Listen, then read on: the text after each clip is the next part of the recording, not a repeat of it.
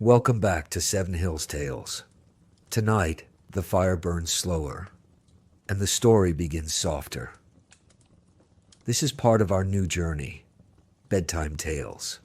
Stories meant not to frighten, but to calm, to let the mind wander just before sleep. In a moment, the screen will fade to black. You'll hear only this crackling fire, and my voice guiding you through the tale.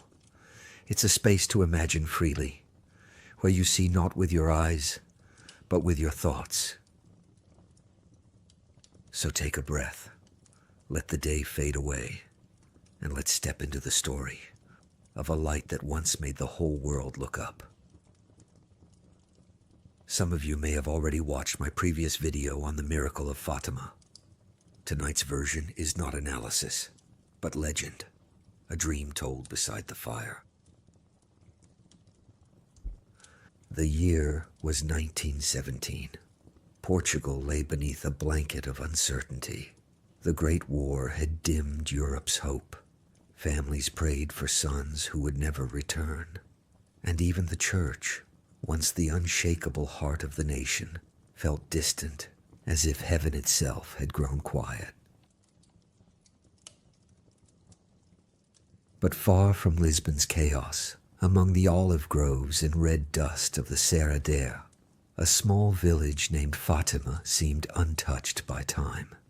Its people rose with the sun and slept with the stars. Days were measured not by clocks, but by the ringing of church bells and the lowing of sheep in the fields. The land was humble, a patchwork of stone fences, fig trees, and the scent of earth after rain. And among those hills, 3 children tended their flock. Lucia dos Santos, just 10 years old, with bright eyes that saw the world as both mystery and promise. Her cousins, Francisco and Jacinta Marto, quiet but curious, followed her everywhere. Together they lived between dreams and daylight. Their playground was the open field, the rhythm of crickets, the laughter echoing through the valley, the smell of time crushed beneath bare feet. No one expected the extraordinary to visit such an ordinary place. But on a day like any other, the sky began to shimmer. It started as a flash, not of thunder, but of light. Lucia thought lightning had struck nearby, and the children ran for cover beneath an oak. But when they turned to the field, the air seemed alive. Particles of light hung like dust in sunlight, and within them, a form began to take shape. It was not fire, not storm, not anything they had seen before. A lady, or something like one, stood above the small oak tree, bathed in radiance. Her clothes shimmered like silk made of dawn. Her hands were open, palms forward, a gesture both gentle and commanding. And though her lips did not move, the children heard her clearly. "Do not be afraid. I will not harm you." Her voice was soft, like wind over water, yet it filled the space inside their hearts. Lucia asked, trembling, "Where are you from?" The figure answered, "I am from heaven."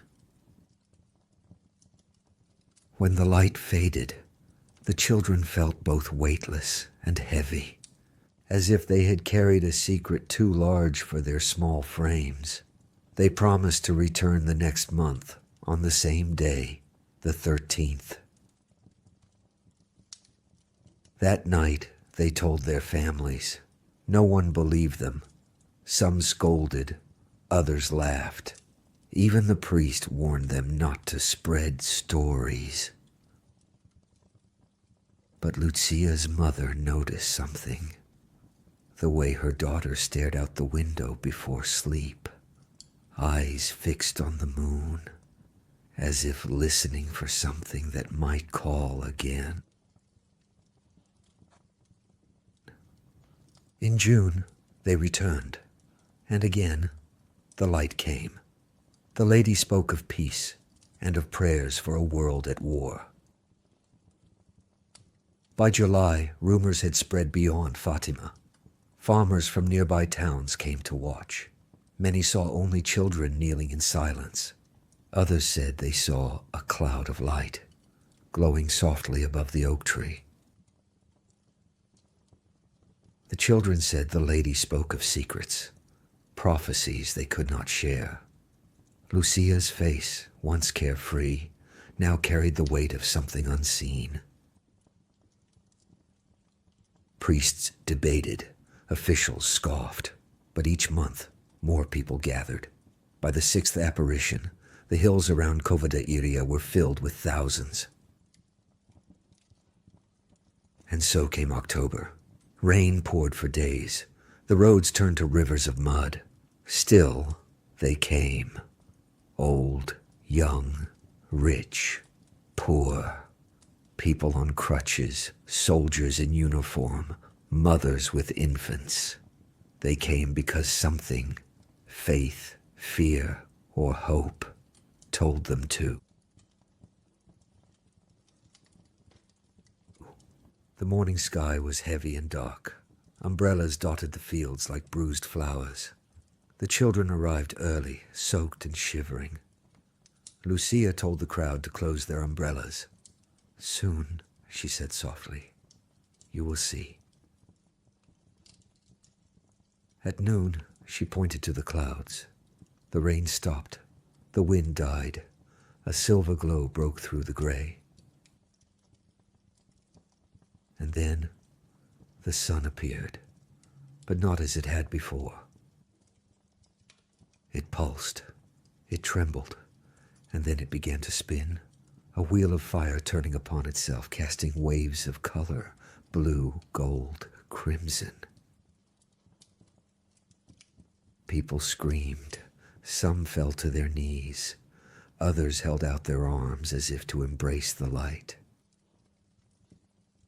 The sun seemed to dance, moving side to side, then plunging toward the earth. Eyewitnesses would later say the air grew warm and fragrant, like flowers blooming in winter. Clothes, once drenched, became suddenly dry. Mud turned firm beneath their feet. For 10 minutes, the world was both still and alive. Some swore they saw faces within the light, others, angels, and a few whispered that it was not the sun at all, but something else entirely. Then, as if satisfied, the light slowed, rose again, and returned to its rightful place in the sky. The silence that followed was deeper than any prayer. The crowd stood still, soaking in the impossibility of what they had seen. A reporter from a secular newspaper wrote, "I saw the sun dance. I saw it tremble. And though I do not know what I saw, I cannot deny that it happened." The church hesitated for years, carefully weighing each testimony. The government dismissed it as hysteria. Scientists blamed the atmosphere, though no one could explain why the phenomenon was visible for miles around. But for the villagers, no explanation was needed.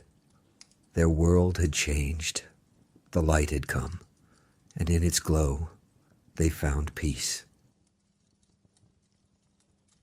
Francisco and Jacinta would not live long, victims of the flu pandemic that swept the world.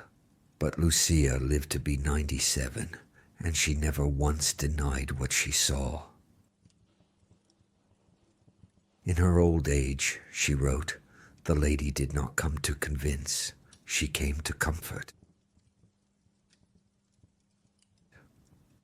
Over a century later, the event remains one of the most documented miracles in modern history. Yet, no one truly agrees on what happened that day. Some see divine intervention, a sign that faith still holds the sky together. Others see a visitation, a message not from heaven, but from the stars. Maybe it was both. Maybe it was neither.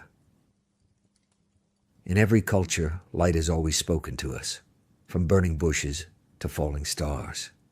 And every time it appears, we call it by a different name: angel, miracle, alien, truth. But maybe they're all the same story: humanity reaching out into the dark, hoping the dark will reach back. Maybe the miracle of Fatima was never about the sun at all. Maybe it was about us, our longing to believe that light still chooses to visit the earth. The light faded long ago, but its echo lingers in churches, in science, in quiet hearts.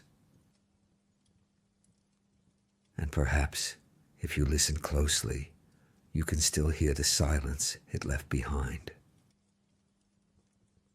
That's what all great stories remind us, that proof fades, but wonder endures. So tonight, as you close your eyes, imagine the hills of Fatima beneath a silver moon, the same star still watching from above. Somewhere, far beyond those clouds, perhaps the light still dances, waiting for someone, somewhere, to look up again. Sleep well, dream deep, and remember, the stars still keep their secrets. 7 Hills Tales, Bedtime Series. If this story stirred something in you, don't forget to like, subscribe, and ring the bell, so you'll be here when the next night's tale begins.